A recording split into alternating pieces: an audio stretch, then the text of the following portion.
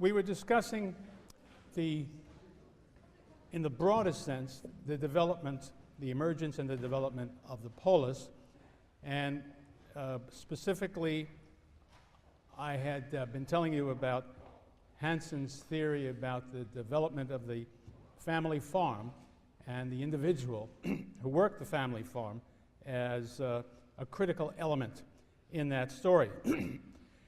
Now, that same individual who produced the economic wherewithal that would support independent individuals who were not noblemen, who could conduct their lives in an autonomous way, and who ultimately fought their way onto governmental bodies which allowed them to participate in the key decisions, the political decisions, and all other decisions in the state. That third element of their character, of their place in the world, is the one I want to turn to today.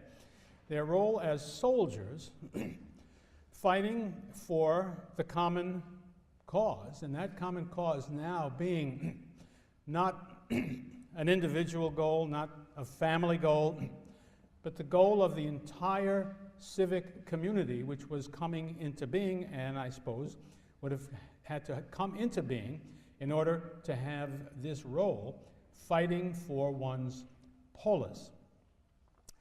The style of warfare that emerges in this period, apparently for the first time, is what we call the hoplite phalanx, and each half of that needs to be explained.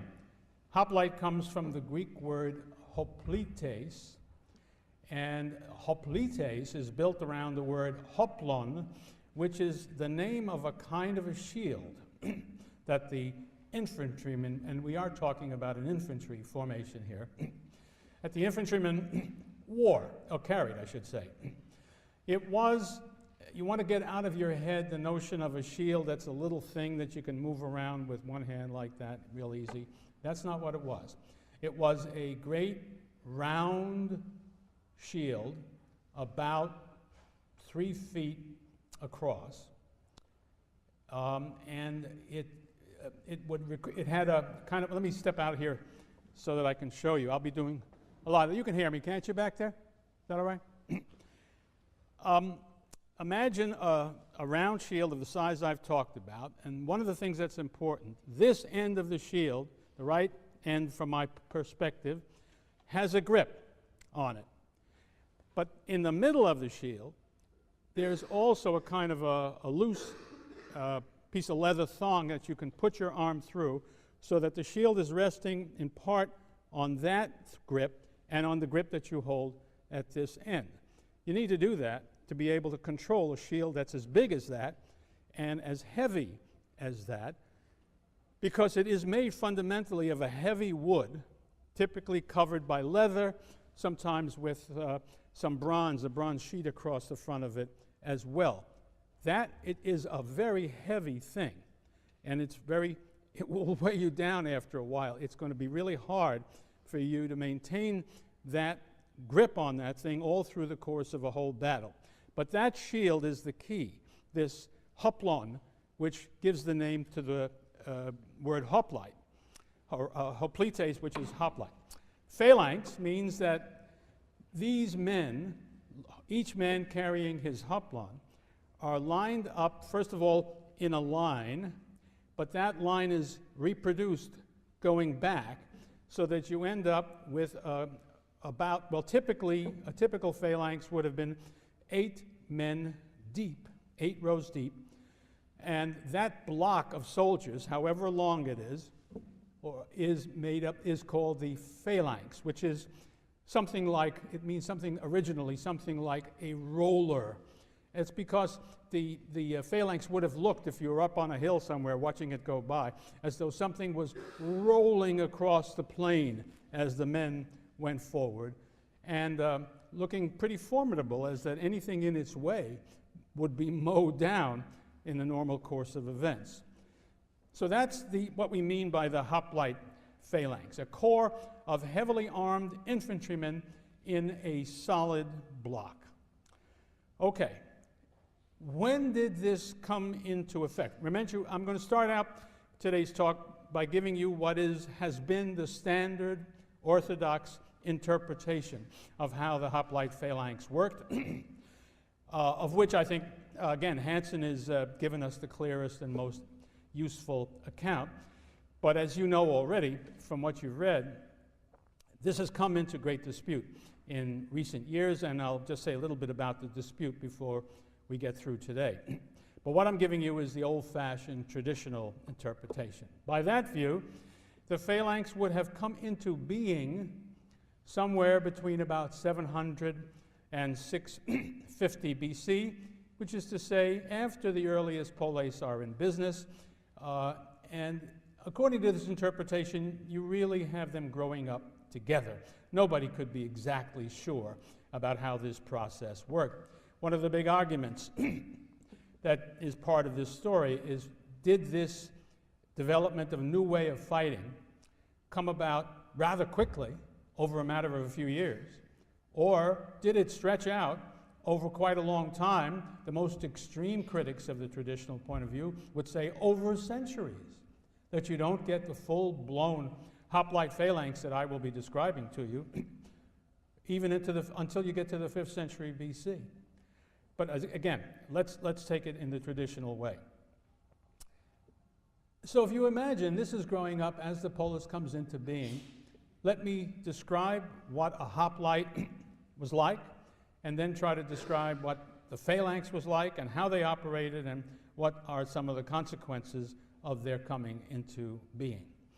The hoplite himself is marked by, first of all, the shield, and second of all, as we continue to think about his defensive capacities, he has a certain amount of armor to protect his body. He has on top of his head a helmet made of bronze, perhaps weighing about 5 pounds. These are approximate. They would have differed from person to person to some degree. A very important element, he would have had a breastplate made of bronze, perhaps as much as 40 pounds worth. He would have snapped across his shins greaves, sort of like the shin guards that a catcher in baseball wears, also made of bronze. The shield itself, as I told you, was made of a heavy wood covered by a leather or bronze sheet about 3 feet across, something in the neighborhood of 16 to 20 pounds worth of shield, and gripped, as I told you before.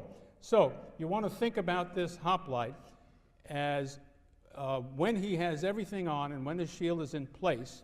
Again, let me sort of try to demonstrate this. He ought to be covered by some kind of defense from head to toe. The top is this helmet that comes up over his face and covers it pretty totally. It's made of strong metal. It's got very thin slits to be able to see straight ahead. Covered up, everything else is covered up. A good one will cover some of your neck as well. It's very hard to see very much, and you can't see anywhere pretty much but straight ahead. You shouldn't be able to hear very much either. And what else? Mustn't have been too delightful to breathe out of the thing, although your nose is free, but it's covered by a nose piece. So there's this guy with this helmet. It must weigh, I always wonder how the modern football helmets, which are monstrous. I'm so old, we used to play with leather ones without a face mask. What do they weigh? Get any football players here? I think they weigh a lot. I mean, I think they're very heavy indeed, but I don't know how much they weigh. Anyway, if you imagine sort of putting on a modern football helmet with that mask in front of you, you would begin to get an idea, only begin to get an idea of what it was like to have that bronze helmet on your head. So there you are with that.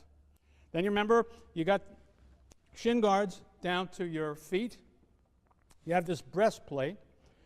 Now, between your waist and your shin guard, there's some very delicate territory, and there's no armor. That's what your shield is for. Your shield should cover that territory. You want that shield up so that it pretty well meets your helmet. So it's going to be at a certain distance. But it will also go down to where it needs to go, down here. If everything goes right, your enemy won't be able to penetrate you. But you should be aware that there are two places where you are relatively vulnerable for openers, and that is if somebody can come in above your shield, your throat is going to be available to him. And if somebody can come in under your shield, then your vulnerable area will be vulnerable indeed. So those are places where you see people get wounded and killed if that can be done.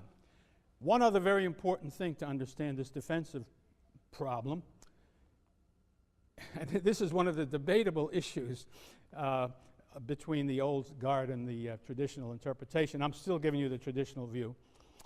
If you imagine that your hoplite is standing with his left foot slightly extended in front of his right, and we'll see in a moment it pretty well has to be in order to deal with the spear that he's grasping, and if he's holding his shield as he must this far, then he's got a half a shield sticking out in this direction so that he's pretty well protected on the left side, but he's got nothing protecting his right side.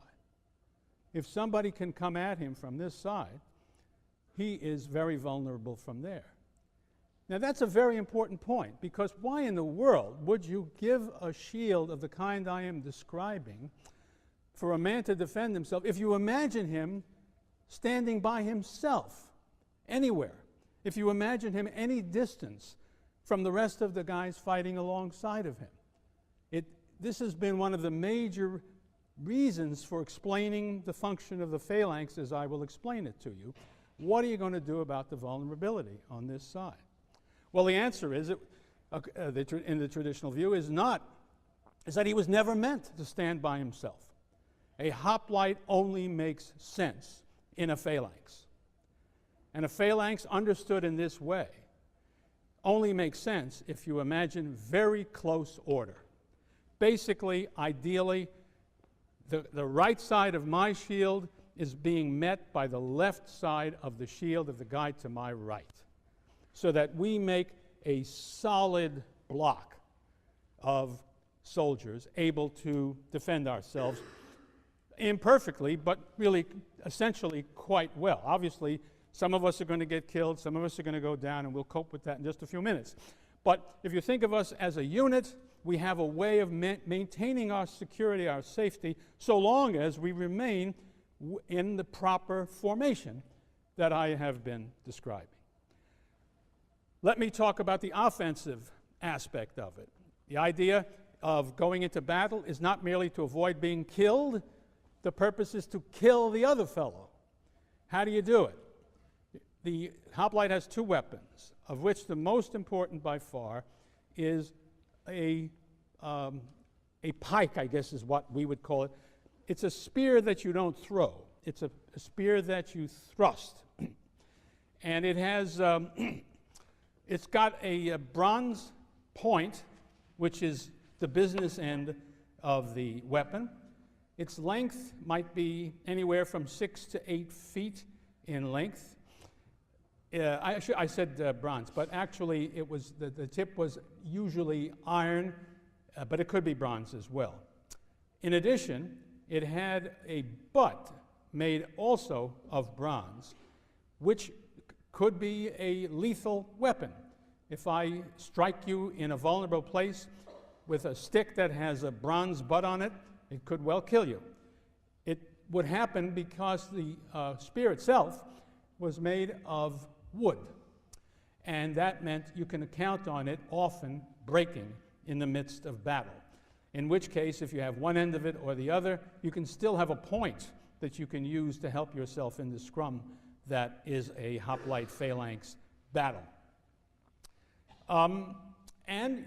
Although I don't quite understand, I should say there's many things about how the fighting went on which we can only attempt to imagine because we just don't have films of ancient hoplite battles, I'm sorry to say.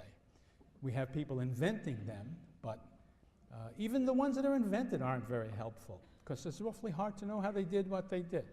But I think we can imagine some part of it more easily than the other. What I was going to say is that you could, at least theoretically, strike with your spear in an overhand manner, or you could strike with it in an underhand manner. The only thing is I don't know how you do that underhand when you're in the middle of a phalanx. So I will be talking about the overhand stroke, which I find it easier to grasp. So let's see if I can, again, give you some sense of what this is like. You have here's a hoplite standing like this. And when he comes into contact with the opposing army, he will presumably strike down in this way. There are other things that he can do. His shield, in addition to being a defensive thing, is also potentially an offensive weapon. He can belt you with that shield, and if he's stronger than you are, or better prepared, or more balanced than you are, he could knock your shield out of your hand. He could knock you back and open up a space. He could knock you down. And so you should imagine that there's at least one chance to give a guy a shot with the shield, and after that you could just be using it as something to press the other fellow back, and you would meanwhile be whacking away with this in the most simple picture that you can have of how the hoplite would have conducted himself. The other weapon was a short sword that he kept at his side, which presumably he would not use so long as he had a spear, which was a better weapon. But if that broke, if that wasn't available to him, he could turn to his short sword, which was a thrusting sword, not like the Roman short sword, which was double-edged and slashing. You had to stick somebody with this hoplite phalanx sword. Now, that gives you the picture of the individual. I hope you can get some sense of what the phalanx might be like. But as I try to describe how the fighting really went, I always find it necessary to ask for some audience participation so that you can get some idea of what it might have looked like in a very, very limited way. So I would like to ask for some volunteer hoplites. The Greeks, as far as I know, did not allow anybody to be left-handed in a phalanx. Think about the problem. But we don't care. You can be a lefty. Of course, the Greeks only allowed men to fight in the phalanx, but we're much more elevated than that. So could I ask any of you who have the courage to come forward and fight in my phalanx? Nobody? Just come. Come forward. I think we got more room here. Okay.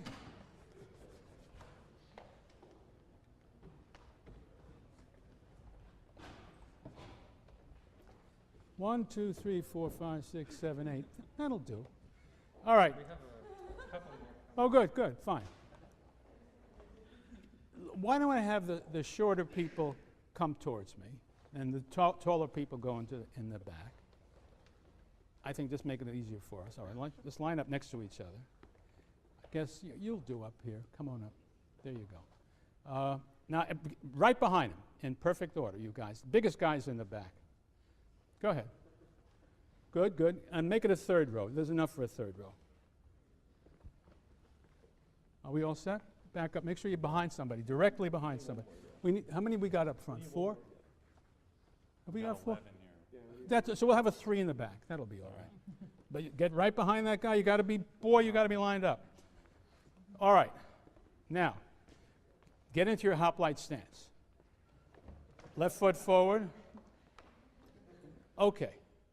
Now, when you're fighting, if you're fortunate enough, and the Greeks were sometimes fortunate enough to fight people who were not hoplites, like when the Persians came at them, they fought hoplites against non-hoplites. Boy, that's a nice day for a hoplite. The Persian infantry did not have heavy armor. They did not have that kind of a shield. They had wicker shields. Fortunately, we have vase paintings that show us Persians. For one thing, they're not dressed like civilized people in a dress. They're wearing pants. But their shields are made of wicker, and they don't have that kind of metal body armor and all that stuff. And so you could blow through that infantry like butter. I'm probably never that easy, but really, you're just not going to lose. And the truth of the matter is, hoplites beat non-hoplites in all battles that are fought on flat land in battles that the Greeks fight in. I just want to tell you about, in Herodotus, he tells the tale about how the fighting went versus the Persians, and here's the line he says: once the Greeks go to war, they choose the best and smoothest place to go down and have their battle on that. And that wasn't just because they sort of had an aesthetic pleasure in nice flat fields. That's what you need for a phalanx, because to maintain the integrity of the hoplite line, you can't have bumps and grooves and trees and rivers in the way. It will break things up. So they do, in fact, seek such a field. If you're fighting a non-hoplite infantry crowd, you're in great shape. But what the Greeks spent most of their time doing was fighting each other. One hoplite phalanx against another hoplite phalanx. So you have to imagine that this thing started with these guys back in their camp and the other army back in its camp.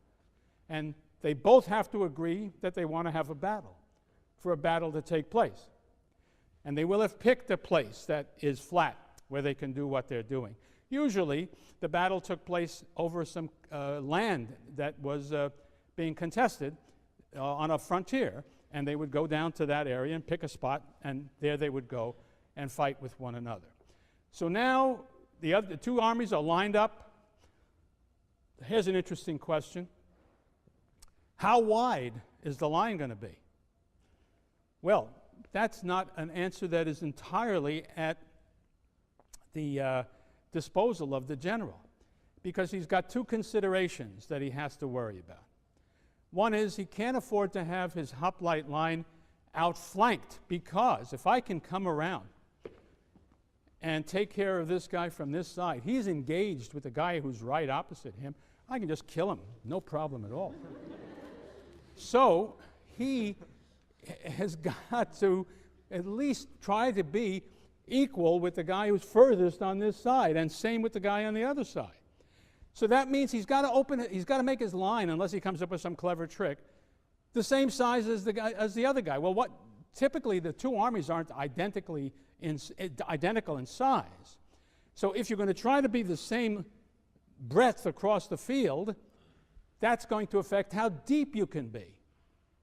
And depth, as we shall see once we get started fighting, is relevant in ways that we need to work out. But if one phalanx is 8 deep and the other phalanx is 12 deep, the 12 deep phalanx has an advantage. And so numbers count, but it's not an easy one-to-one question. Various issues will determine who comes out ahead. Okay, now let's make this first battle I'm going to describe for you be as clear-cut as we can make it, and it probably never was like that.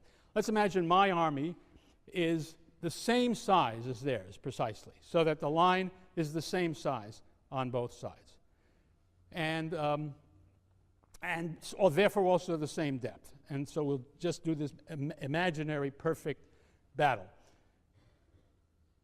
He's going to have, as the two armies approach each other, I should make it clear, they start out walking at a certain clip. By the way, it's critical that they should stay in formation. Nobody should get ahead of anybody else. How do you do that? With rhythm. And in subsequent armies and later in history used drums to maintain that technique. The Greeks did it by the playing of a flute-like or oboe-like instrument that played a military tune that had you marching forward at the right pace. That was very, very important. So you're marching forward at that pace. But now as you get closer and closer to each other, various items begin to affect your behavior. One is, I would think, fear. In fact, I know. Fear. So what do you can't, supposing you feel like running. Can you boys in the first row run anywhere? You got 7 guys behind you. That's not even an option, and that's a very important aspect of the phalanx. That's not even an issue. So if you're afraid, what are you afraid of? Well, the other guy has got people, I should have mentioned, on the sidelines one way and another, shooting arrows at you, throwing javelins at you, things like that. Well, you want to get through that as fast as you can and engage with the enemy. But there's another reason why you want to get there fast, is because, well, by now you've gotten your, I should have pointed out that we know that before you started out the battle, your general gave you a meal, and he also gave you plenty of wine, so that by the time you're in this position, you've had a few. And there's a science to that too, as perhaps some of you know. No, you don't. College students say they have no science at all. They just sort of pour the stuff down their throats with the goal of becoming drunk as fast as they can. That's barbaric in the technical sense. I mean, the Greeks didn't think. Plato's Symposium, all of these guys are sitting around having a drinking party. That's all they do all night, but they also are talking. And they're talking very well, as a matter of fact. And they are, the goal of this conversation is, or this party rather, symposium means, by the way, drinking together. So they're drinking and they're talking. And both of these are supposed to go on at the same time. And here's the thing. The idea is to drink as much as you can without passing out. And at the end of Plato's Symposium, everybody is out, except for Socrates, who looks around and says, oh, well, no more conversation. Everybody's asleep. Off he goes. And we know who won that one. Why could they do that? Well, they weren't, ignorant undergraduates. But beyond that, they drank wine, not those barbarian liquids that you drink. And also, they mixed that wine with water so that it shouldn't get them drunk too fast. Think about how the world has decayed since those days. So anyway, but the point is they've been put, it still has its alcoholic consequences. And I like to think that the trick for these guys was to get to that level of inebriation before it affects your nerves and your physical ability to act, but it's worked on your brain to the point where you get to that sort of, what I like to think of that barroom militance, whereby if a guy says, would you pass the peanuts? You say, oh yeah?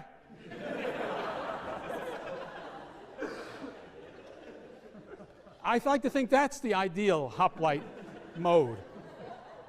So I think that's working on, and they want to get at those SOBs on the other side, and they want to kill them. That's their move. Well, all of that is working on both sides. And so that when they come together in a trot. You have to imagine they're moving along quicker than you would by walking, so that they will go bang, and we can see what happens. However, there's one other variable that you want to be aware of, and that is he knows he ought to be going straight ahead like that. But he also knows that his right flank is open.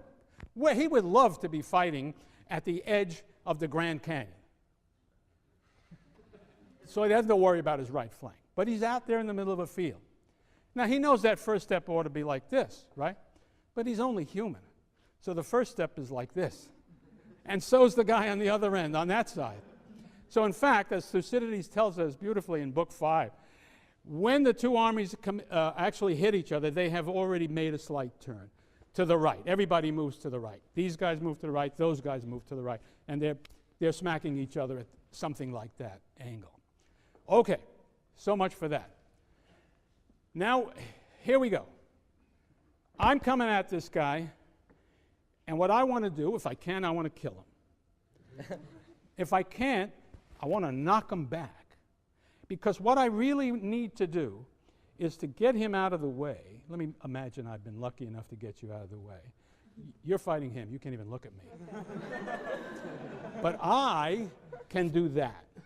Well, that's not fair. No, by no means. By no means. But let's face it, in order to kill you, I had to earn the privilege by knocking him back. Now, let's imagine I've been very lucky and gotten you. Just get down on your knee. Right. Imagine she's very badly wounded or dead, but she's out of it. Now, here's where the ball game can really be determined. First of all, let's consider the man behind her. Is that you? Yes. Right. Now, if you are standing there with your by the way, first 3 rows have a chance of hitting each other. So he's banging away over somebody's head at the guy on the other side. But you see this guy in front of you has just been knocked down. The blood is spurting out of her neck or her side or whatever. And she's groaning down there on the thing. What is your instinct? What? What's your instinct? Tell me. Get out of here. They just killed this guy in front of me and they're coming after me. I always think of that wonderful scene. And how many of you ever saw The Longest Day, about D-Day? There's a wonderful scene where this German officer comes down. He's in charge of the defensive arrangements there at Normandy. He's in a bunker, and he's reporting back to headquarters, and it's dark, and suddenly there's enough light, and he sees suddenly on the horizon is 5,000 ships, the whole damn fleet. As he calls back, and he says, they're coming. He says, why? He says, how many? He says, thousands of them. He says, in what direction? He says, auf mich zu, direkt. That's the way it looks to him. So that's what his tendency is. But if he does that, it's very bad news for his city.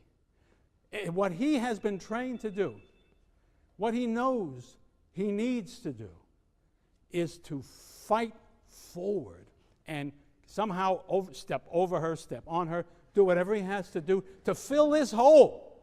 He's got to come forward and take the danger and take the blows and close the line.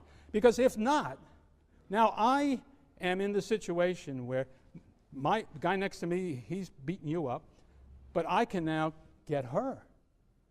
And I can step in here. And the guy behind me can do the same. And so we can create a wedge in which we are doing the killing and they are doing the falling.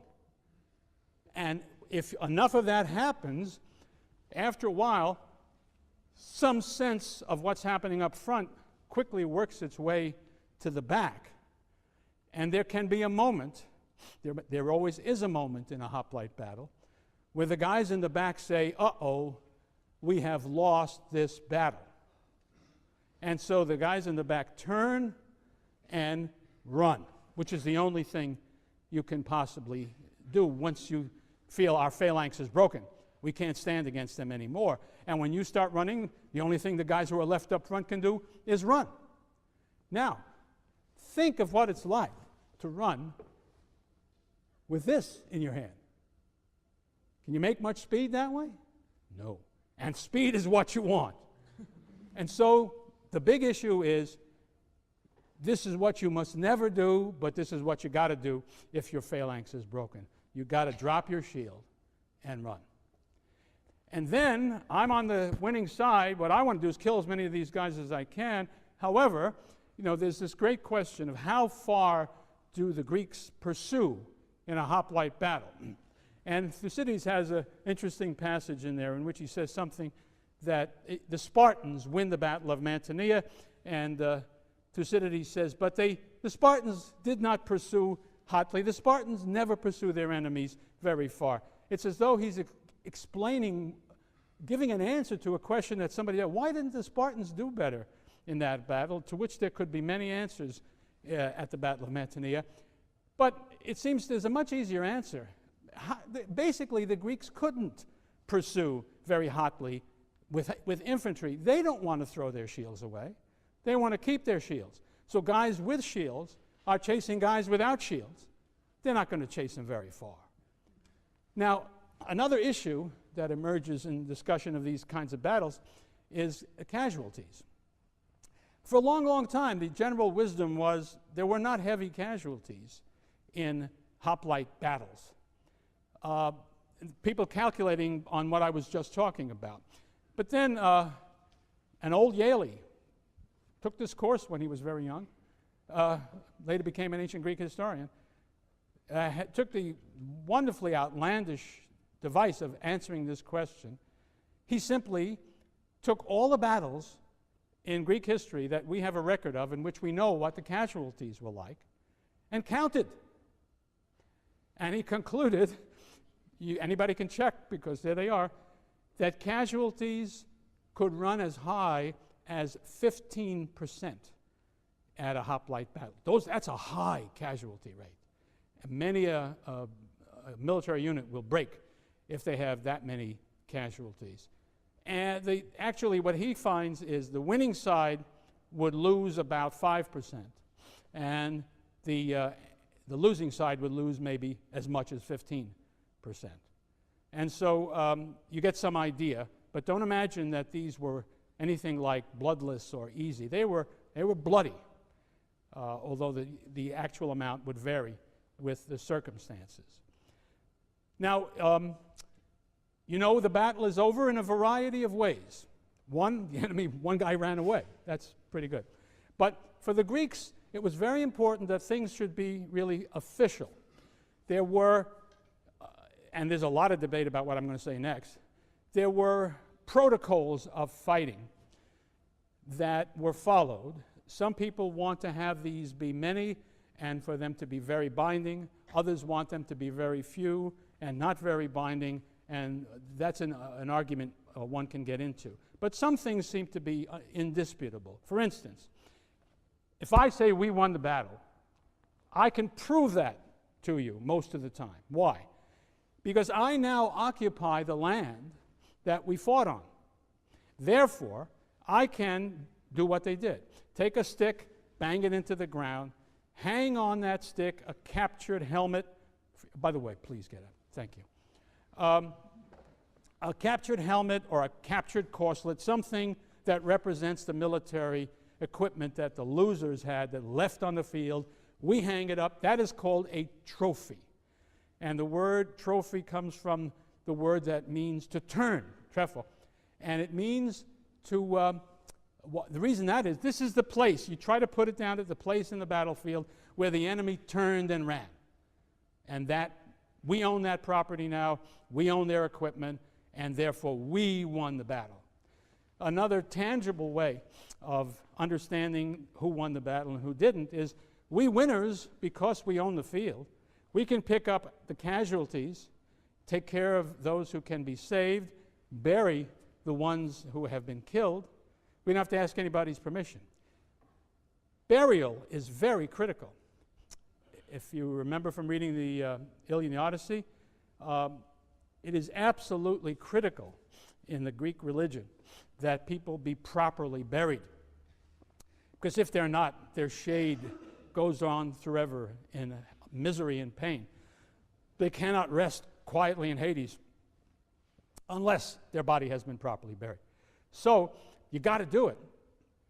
The losing side must come to the winning side, and they must ask permission to pick up their dead and bury them. Typically, that is granted, and they can then do it. But they are, of course, humbling themselves by making the request and coming down under the orders of the winners and taking their dead away and being buried. So it's very, very clear who won and who lost. And that's, I think it's a very important point, because Greek hoplite warfare, which is the characteristic warfare of the Greeks from the 8th century on into the 4th, is never loses its character as a kind of a game in which there are winners and losers, and the winners are given the prize and the losers don't get the prize. It's a contest, just like everything else in Greek society.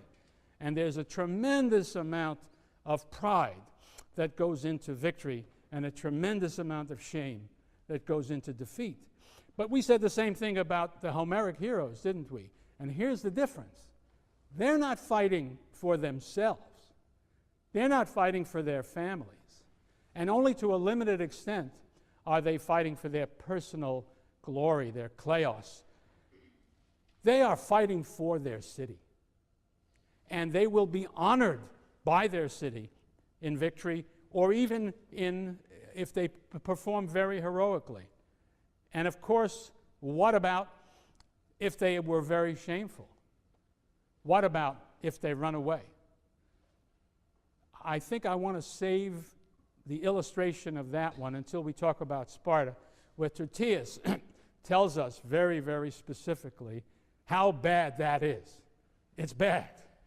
And so you have this tremendous continuity between the sort of the honor code that was so dominant in the Homeric world, which has now been shifted to the larger unit, which is the polis.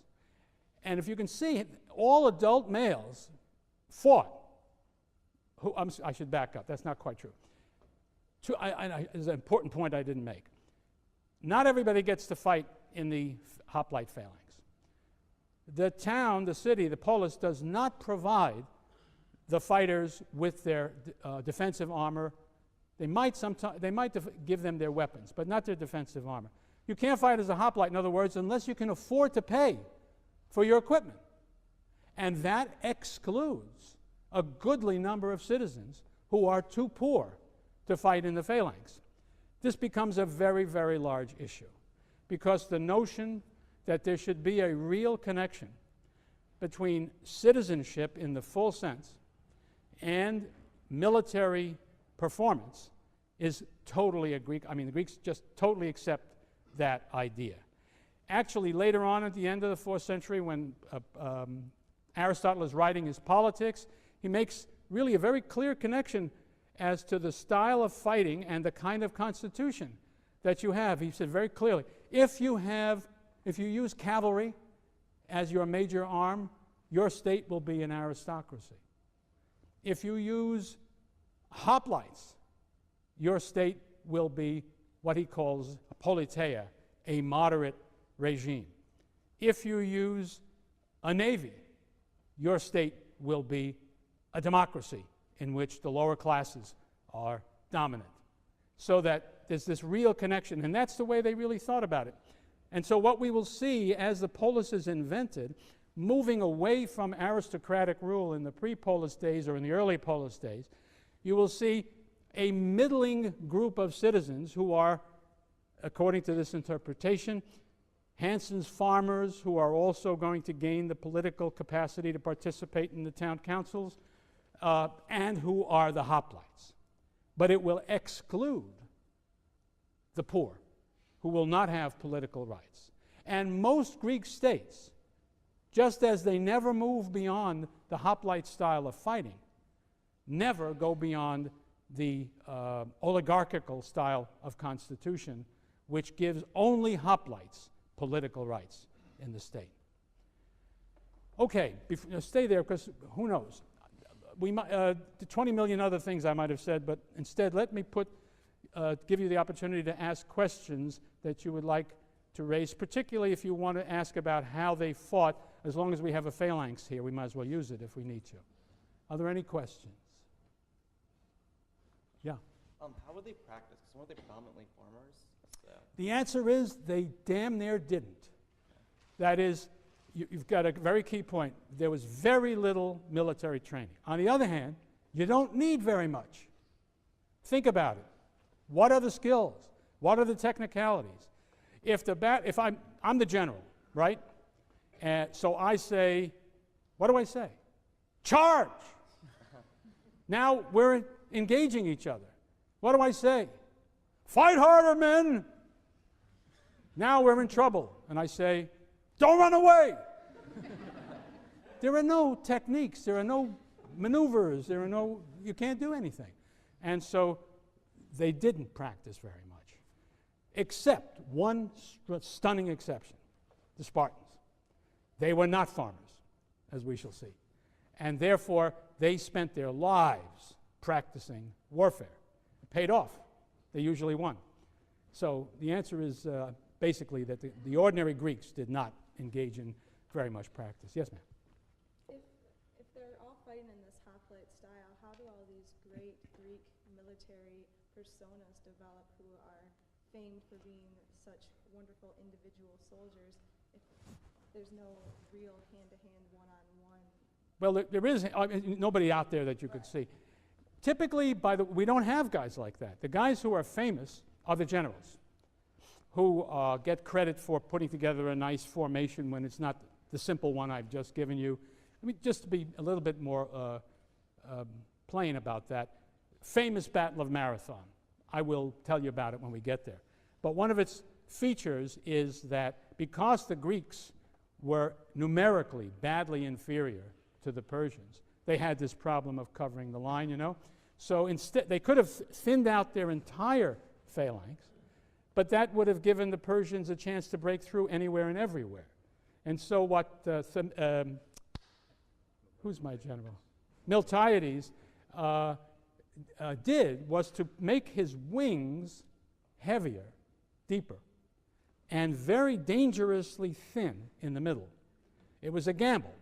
The gamble was our wings will crush their wings and turn in on them from behind and from the side and set them a-running before they break through our middle. And as Wellington said at Waterloo, it was a damn near thing.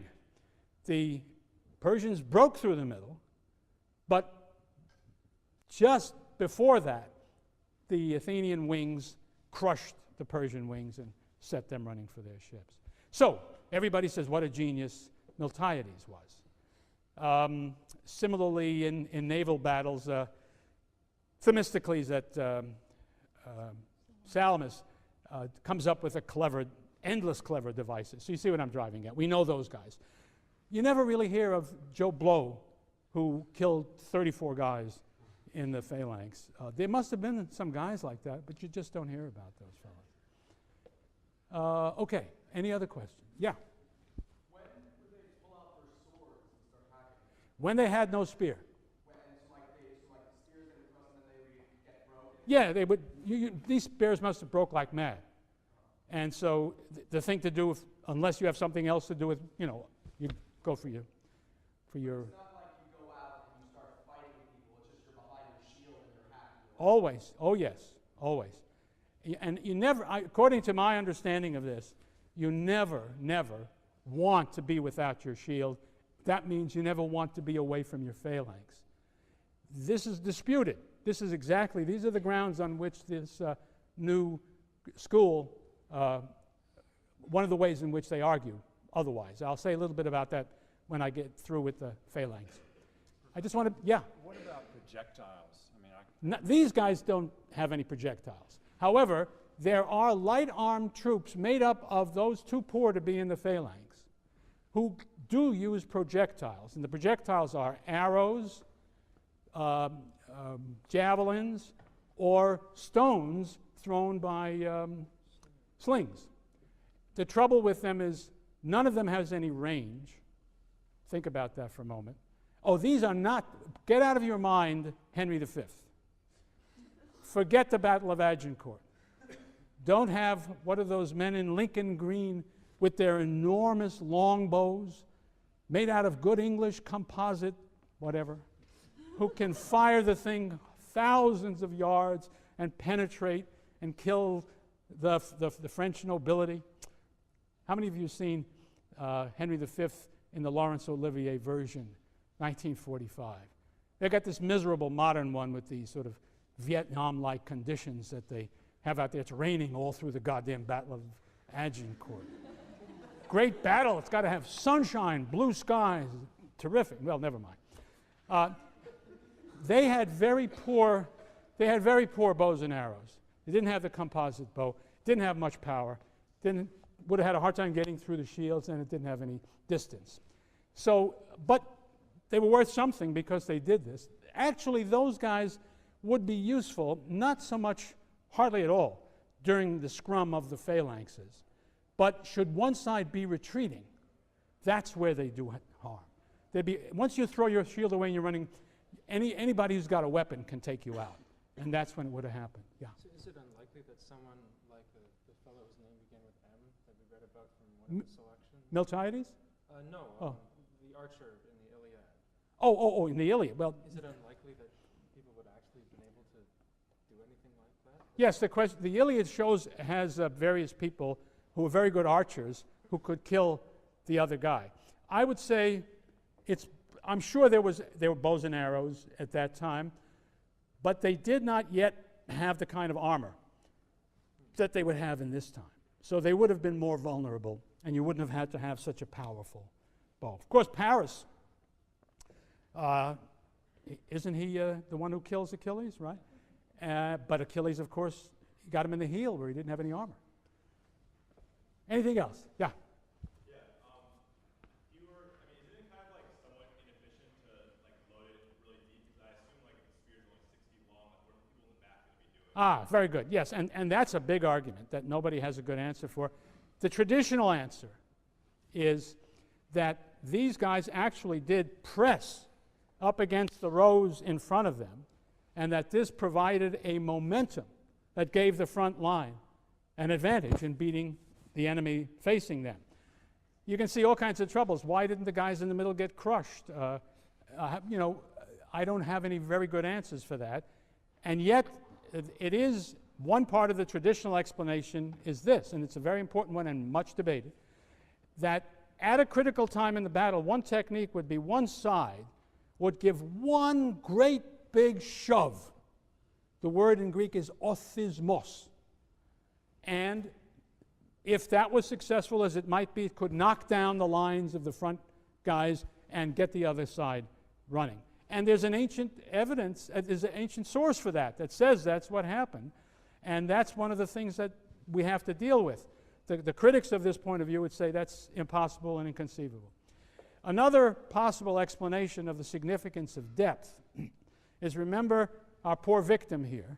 If you multiply her, then you want to have as much depth to fill in behind to close that hole as you can, so that would make your phalanx more sturdy, because you could take more casualties without breaking. That seems reasonable to me. But again, I can't imagine how these guys fought in these circumstances. I really can't see it. I mean, it's a pity we can't kill people in experiments deliberately anymore, because we need to see how this works. But I can't do it. But I do think that makes a reasonable amount of sense. Anything else on the mechanics of our phalanx? Yes? A little louder, please. Should charge each other? Is that what you're saying? Well, what happens is, it's always the case, one army is invading the land of the other. So in a way, it decides when the fighting is going to take place up to a point. Namely, it's going to happen this summer, because we're coming. And it's going to happen this week. It's going to happen tomorrow if you don't run away. So now the defenders have to do, in the perfect situation, I am marching towards their corn crop, grain crop, at the time just before the grain is going to be harvested. If we cut down that grain, you don't eat this winter. You get in front of the grain when we say. So that would be the classic way of determining how it works. It probably wasn't quite that easy, but the invading side goes for something that the other fellow has to defend, and that determines when the fighting takes place. Yes, sir? How long would most of these battles last? Hard to say. Hard to imagine anybody doing this for more than a couple of hours. So that would be my guess, but nobody knows for sure. But I think if you can imagine, up to a couple of hours would be about right. And that's worth mentioning. How long is a war? A couple of hours. Because typically there's just one battle. One side beats the other, and that's the war for now. Until we get, of course, this is all early days, till we get to the Peloponnesian War, when things change radically in fighting in general. But this is your standard. Yes, sir?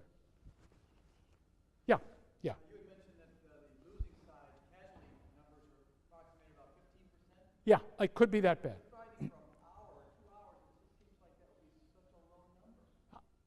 Well, you got to realize that much of the time, until the phalanx breaks, there's not a lot of killing that can go on. You can only kill just a few people while they're still defending themselves in this manner. I have to believe that the bulk of the killing took place on the flight, and so that's why that works out. Yeah. What do you do the rest of the time? Just push? If you're not hitting, you're pushing. That's the theory. Or two. Yes.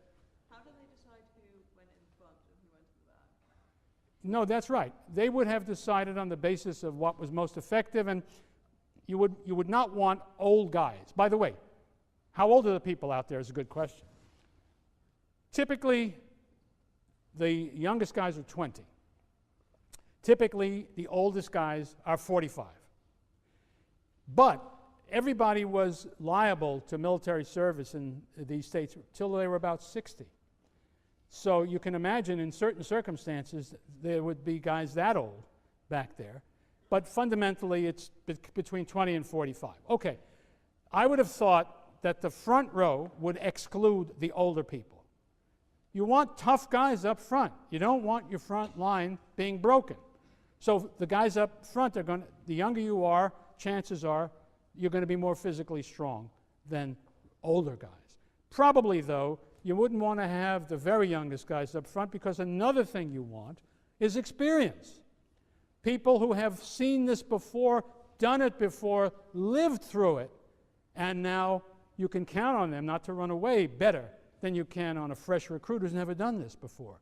So I would have thought, so you see I'm speculating to a certain degree, but I would have thought you would have had guys 25 to 35 in the front couple of three lines, and then behind them younger men, and then maybe the older men at the very back, or maybe because you wanted to be sure that that last row didn't turn and run away too fast, you might have some who were not quite so old at the very back. But it's all a question of what's effective and why. That would be my thinking about that. Yes? How deep were the phalanxes usually? In what? How deep were they? Normally. I say that a typical phalanx is 8. However, by the time you get down to the 4th century and people are doing all kinds of new and innovative things, we hear that the left wing of the Boeotian army at Leuctra was 50 men deep. Now, what are you going to do with that?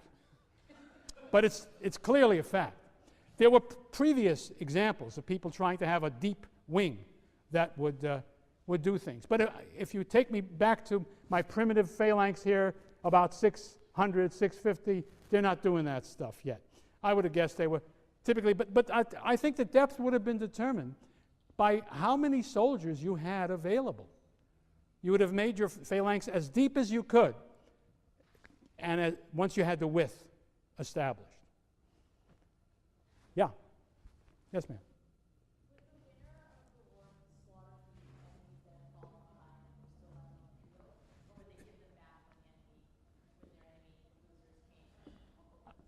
The question is, would the defeated army, would the winning army kill all the defeated guys who were still on the battlefield at the time? It would vary. They could capture them. There's a reason to capture them. You could demand ransom for them. So there would be some inclination to capture men rather than to kill them. On the other hand, guys who are engaged in a fight of the kind we must imagine get very angry. And these guys killed a buddy next to you. So there would have been a certain amount of just furious killing going on. But I don't think that would have been the way you plan the game. You kill enough guys to achieve your goal, and if you're still rational, you take the rest prisoner, I think would be the way to go. Yes, yes, sir. Yeah. The front's very strong. What would stop an opposing army from flanking the army? What would stop it would be, why didn't they flank each other? Boy, if they could, they would. But the difficulty is, if you take your left flank and move it out here so you can flank this guy, one of two things has to happen to your army. Either you open a nice hole between yourself and the rest of your army, in which case somebody's going to get very badly killed, and you're going to be on the run very soon. Or you have to somehow communicate to the rest of the army, everybody come over this way, which will still leave that flank open to being flanked by the other side. That's what prevents that from happening. We just don't see that going on. Yeah? Was it just the Greek sense of honor and propriety that kept them from doing like more creative like sneak attack? It used to be thought that, before people were very careful, we know that they do every terrible thing in the world in the Peloponnesian War. That whatever the rules were before, they're off when we get into the Peloponnesian War. There's just no dirty trick that anybody fails to do if he can. But they surely must have done it before too. When you're serious, any way to win will do. But mostly, you could make a virtue of a necessity. The kind of battle I've been describing to you, a nice flat field, two armies coming at each other, there's not much you can do in the way of trickery.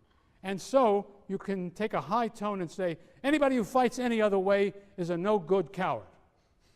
In fact, we have some claim in a Roman writer later on that there was a treaty back in the 8th century BC between a couple of states in Euboea that said they would never use missiles of any kind, because that was cowardly. The only legitimate fighting is man against man, shield against shield, chest against chest. Everybody else is a pussy. So I think that became, and whatever the reality was, that story was always being told. That's the way for a man to fight. Anything other than that is open to suspicion. Well, okay. Thank you very much, hoplites. A little hand for our hoplites.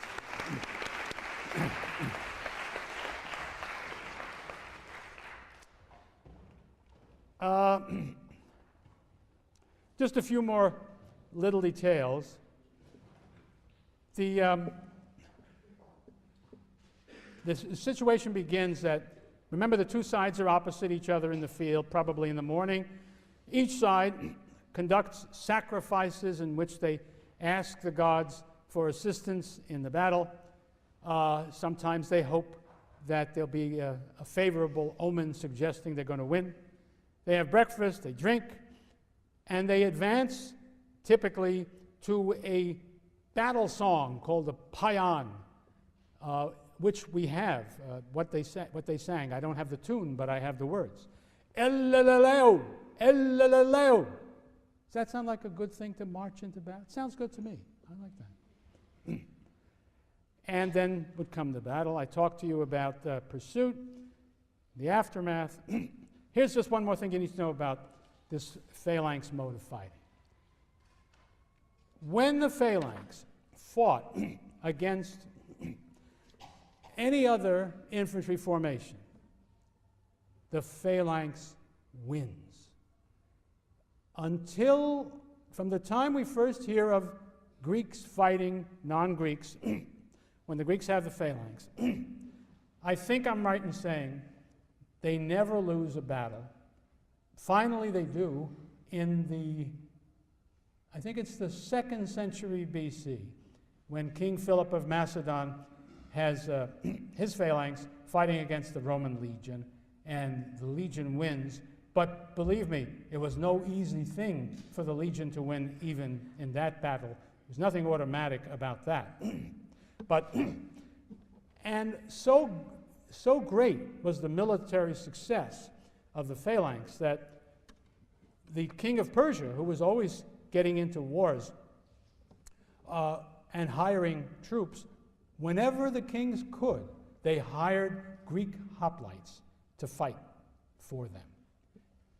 When Prince Cyrus seeks to overthrow his brother right after the Peloponnesian War, he signs up 10,000 veterans of the Peloponnesian War from the Peloponnesus, because with 10,000 Greek hoplites, he believes that he can conquer the Persian Empire and make himself king, even though the numbers are fabulous. And those Greeks march 1,500 miles into the center of the Persian Empire, down into Babylonia, fight the army of the Persian king, defeat the army of the Persian king, but unfortunately, the prince who led them down there is killed in the battle, making the victory rather pointless because the whole idea was to make him king. And so then you have Xenophon writing his Anabasis, The March Back, telling the story of how those 10,000 Greeks rather, got back home. Just a word for the other side of the argument. I want to read you a quotation from Hans von Wees, who is the leading critic of the traditional Orthodox explanation I just gave you. Here's one. It is clear that the emergence of the hoplite was only the beginning of a lengthy process, which certainly lasted more than a century and may have lasted more than 2 centuries, leading to the creation of a close-ordered hoplites-only phalanx. The classical hoplite formation, then, was not the long-lived military institution of scholarly tradition, but merely one phase in a history of almost 4 centuries of slow change towards ever denser and more cohesive heavy infantry formations. And I'll read you one more of his statements. Those who favor an early date for the emergence of the hoplite phalanx rely on the one argument above all, the new type of shield adopted in the late 8th century, unlike its predecessors, could be used effectively only in an extremely close and rigid formation. Double grip shields thus presupposed or imposed an extremely dense formation. The tacit assumption is that hoplites stood frontally opposed to their enemies, like wrestlers, rather than sideways on, like fencers, holding their shields parallel to their bodies. But artistic representations show that this is not how hoplites fought. I would say that the crux, the kernel of the critique, a lot of things you can argue about, the kernel of the critique lies in this assertion, which derives its force from an interpretation of pictures on pottery. You can see I'm not too friendly to that interpretation, but it is being taken very, very seriously, so seriously, you fortunate Yaleys, that there will be here on April 9th and 10th of 1908 an international conference on the subject of the hoplite phalanx and the emergence of the city-state. And it will be a classic Greek agonal confrontation, because among the other stars who are going to be engaged, Curtis Easton will be one of them, the main event will be a one-on-one between Victor Davis Hansen and Hans von Wees. You're all very welcome to come on that occasion. See you next time.